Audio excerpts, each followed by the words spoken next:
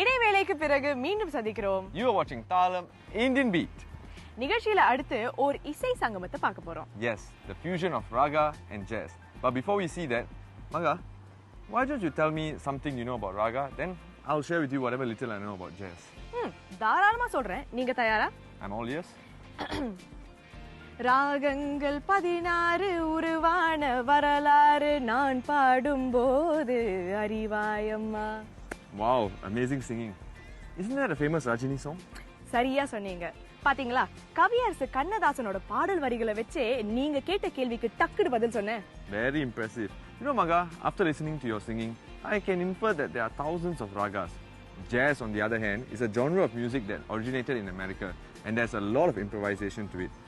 So now, let's see what happens when raga combines with jazz.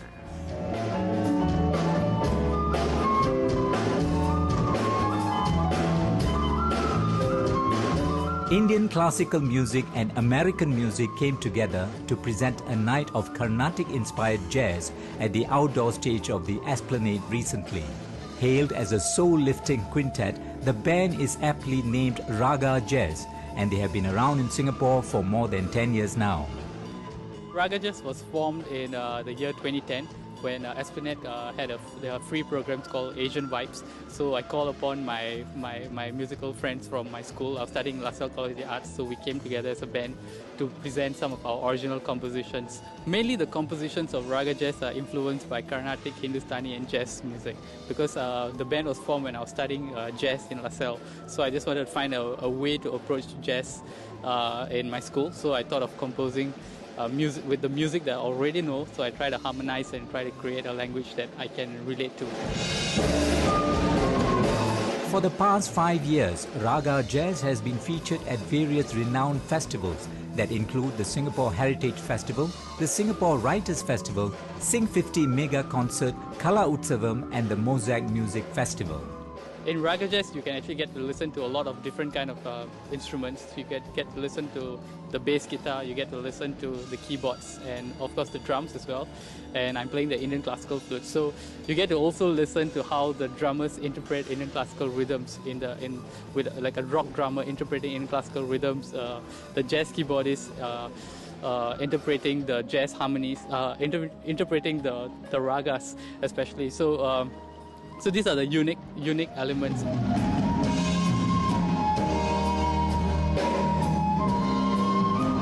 Besides band leader Ragha, Indian Beat also spoke to the other musicians in the quintet to find out the challenges they faced individually in the initial stages and how the fusion band has evolved over the years.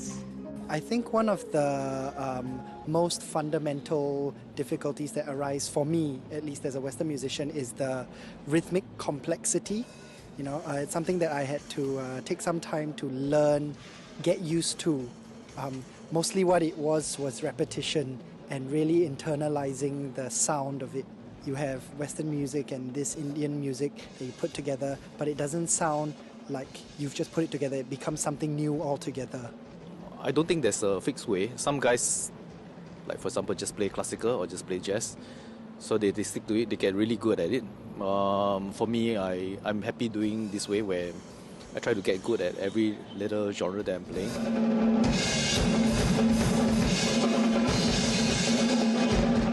The drummer of the band mentioned that before he joined RaghaJazz, he wasn't exposed to any kind of Indian rhythm. So I learned quite a bit of Indian rhythm from Raga and the other tapa player called Kumaran.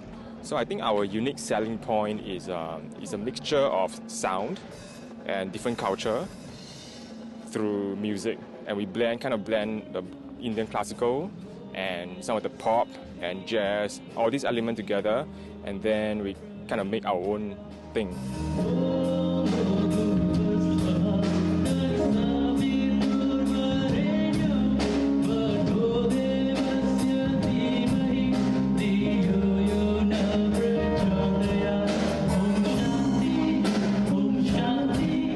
RaghaJazz actively contributes to community events for the National Arts Council of Singapore through programs such as Arts in Your Neighbourhood.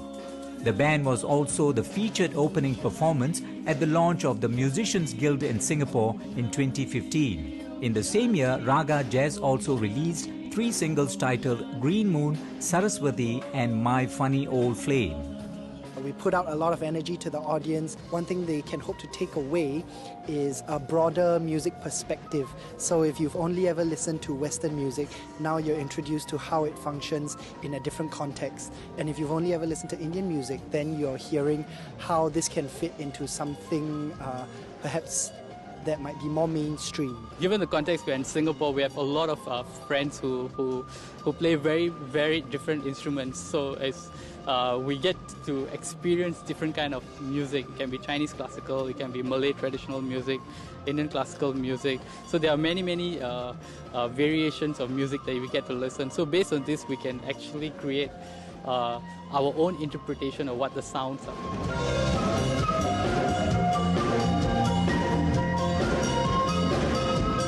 Adding on to their successes, RaghaJazz performed a successful sold-out concert in Johor Bahru, Malaysia some time ago.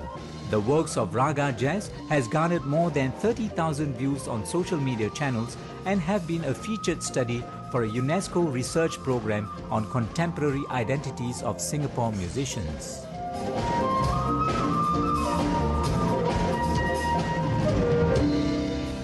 நிகழ்ச்சி அருமையா இருந்துச்சு. குறிப்பா எனக்கு அந்த புல்லாங்குழல் இசை ரொம்ப பிடிச்சிருந்துச்சு. நான் அதை ரசிச்சு கேட்டேன். Yes, and it must have been a treat for our musically inclined viewers. சரி, நிகழ்ச்சியில இப்போ ஒரு சிறிய இடைவேளை. And we'll be back after the break with our final story of this week's edition. Stay tuned.